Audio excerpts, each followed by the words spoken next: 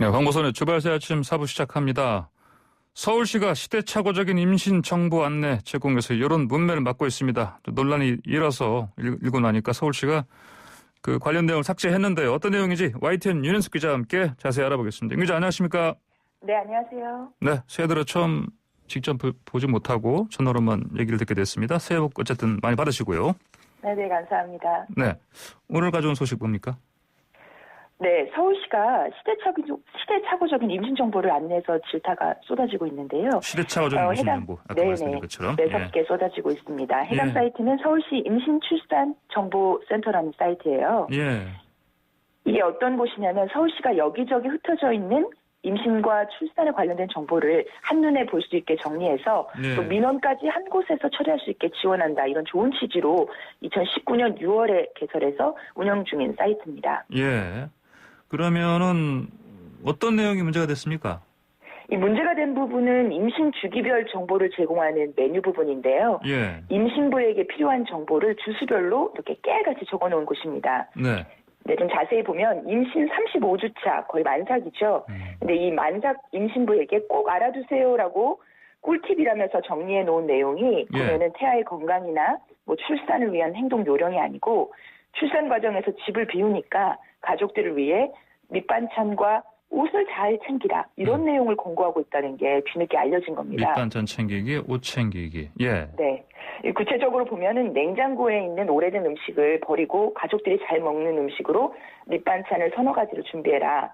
요리에 서툰 남편을 위해서 인스턴트 음식을 사두어라. 또 뭐 이번 날짜에 맞춰서 남편과 아이들 갈아입을 속옷, 양말을 잘 준비해서 정리해 두어라. 이렇게 가사일을 꼼꼼하게 다 해놓고 병원 가라는 내용이 주를 이룬 건데요. 그 보면 그 요리에 서툰 남편의 인스턴트 음식 준비를 이거는 남편이 스스로 그냥 준비하면 되는 거 아닙니까? 그렇죠. 이렇게 가사는 여성의 몫이라는 걸 강조하는 이런 시대착오적인 내용뿐 아니라 이 여성에게 몸매를 관리하라고 조언하는 내용도 심지어 있습니다. 몸매 관리요? 네, 19주차 안내를 보면 이게 임신 중기라서 이제 몸이 갑자기 불기 시작하는 때거든요. 근데 이제 체중 관리를 위해서 집안일을 미루지 말고 그때그때 해라. 그리고 필요 이상으로 음식을 먹고 싶거나 체조를 거르고 싶을 때는 결혼 전 입던 옷이나 출산 후에 본인이 입고 싶은 작은 사이즈의 옷을 사서 눈에 잘 보이는 곳에 걸어놓고 자극을 좀 받아라. 이런 조언이 실려 있습니다. 근데 이게 언뜻 이 내용을 보니까 굉장히 구체적이고 경험에서 비롯된 그런 내용 같아요.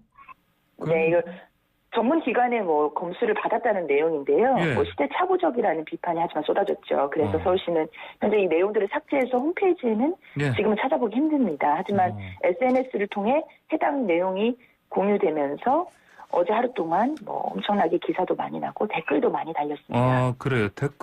댓글들 굉장히 이거 아까 말씀하신 것처럼 시대착오적이다. 지금 어떤 시대인데 이런 식으로 과거에 그런 편견 이런 거 실린 이런 내용을 실어놨느냐 이런 비판들 많이 이어졌겠습니다. 그렇죠? 네, 아주 다양한 비판이 담긴 신랄한 댓글들이 많았는데요. 좀 소개를 해드리면 아직도 결혼한 여성을 남편의 가사 도우미쯤으로만 여기는 거냐. 뭐 사실 만삭이면 숨도 못 쉴 정도로 힘든데 남편 속옷과 음식 챙기는 게 우선이냐. 국가가 오히려 앞장서서 비혼과 저출생을 장려한다. 오히려. 네네. 특히 이런 성차별적인 인식을 많이 담긴 내용을 꼭 알아두어야 할 정보라고 올려놓은 서울시의 인식 수준이 아주 놀랍다 이런 댓글도 눈에 띄고요. 뭐 반대로 남편이 올해 출장 가면 아내 속옷을 챙기고 가냐 이렇게 꼬집은 뒤에 국가가 하는 일은 단어 하나라도 신중해야 한다 이렇게 지적한 댓글도 있었습니다. 그리고 사실 저 내용이 나쁘다는 것이 아니고 실제로 가족들이 걱정돼서 저렇게 챙기는 임신부들도 많다. 뭐 경험에서 조언하는 내용일 수도 있다.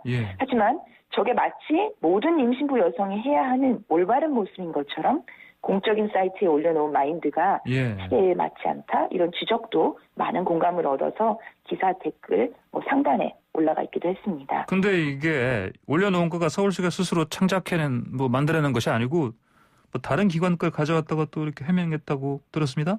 네네. 서울시는 이 보건복지부 임신 육아 종합 포털인 아이사랑의 가이드 내용을 그대로 쓴 것이다 이렇게 해명을 했는데 사실 아이사랑 들어가 보면 임신 정보에 이런 내용이 없거든요. 그래요? 왜냐하면 복지부는 뭐 이후에 이런 내용에 문제가 있다는 지적이 이제 들어오니까 검수를 받아서 내용을 수정을 했습니다. 예. 서울시는 업데이트를 하지 않고 그대로 둔 건데요.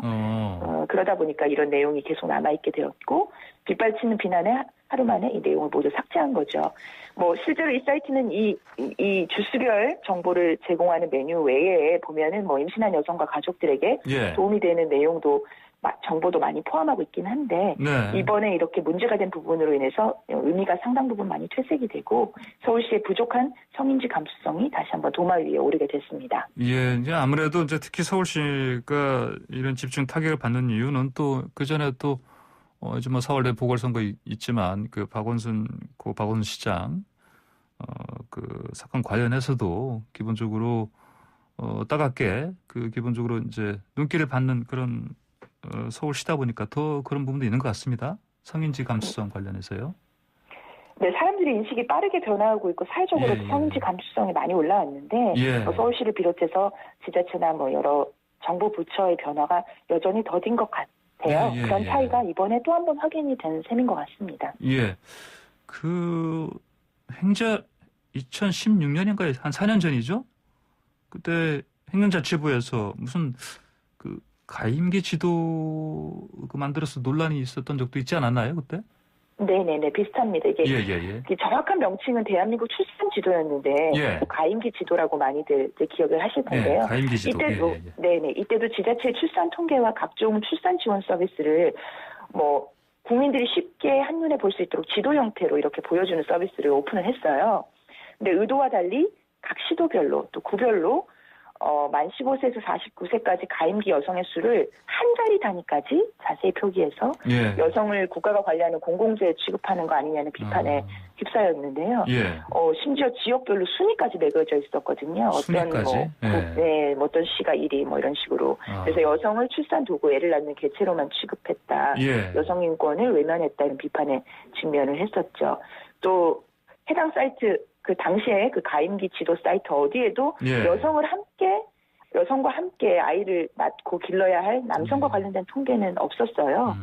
그래서 이 출산 지도의 순위 매기기가 뭐 이 정도의 가임기 여성이 있는데도 불구하고 이들이 아이를 낳지 않고 있고 또 우리나라는 이런 여성들 때문에 인구 감소 위기를 겪는다 이런 내용을 돌려 말했다. 이런 비판을 받았습니다. 근데 이런 비판이 굉장히 매섭게 쏟아져서 공개 하루 만에 사이트가 폐쇄되었는데 그로부터 거의 뭐 4년, 5년 지나도 아무런 발전과 변화가 없다라는 비판이 이번 서울시 임신출산정보센터 논란으로 다시 불거지게 된 겁니다. 예, 특히 여성 관련해서 외모 관련해서 뭐 이걸 뭐 성 역할이다 이런 관점에서 강조하는 거 이런 부분이 계속해서 안 고쳐지고 있네요.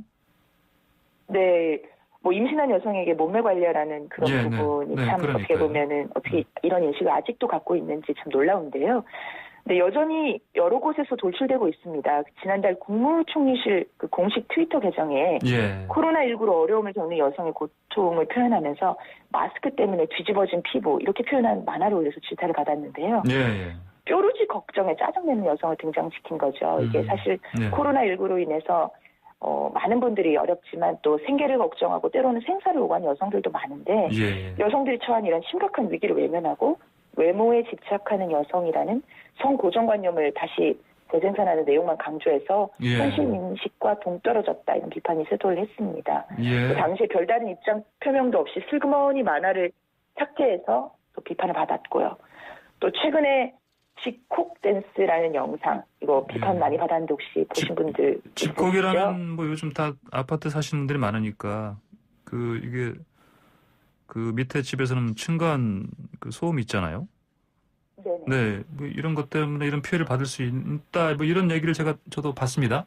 네네, 이게 보건복지부에서 뭐 코로나19가 장기간 되면서도 지친 국민들을 위로한다고 만든 영상인데 뭐 6인 가족이 나와서 실내에서 음악에 맞춰서 발구르고 춤추며 방역수칙을 설명하는 영상인데 뭐 이게 5인 이상이 모여있기 때문에 현재 방역수칙에도 맞지 않고 또 무엇보다 6명이 쿵쿵대는 모습이 말씀하신 것처럼 층간소음을 유발할 수 있다 이런 내용에서 비판을 받았죠. 근데 그 영상에서 문제된 게 그것만은 아닙니다. 예. 거기 나온 영상을 좀 자세히 보면 여성은 짧은 교복 치마 입은 학생, 또 앞치마를 입은 주부로만 등장을 하거든요. 예.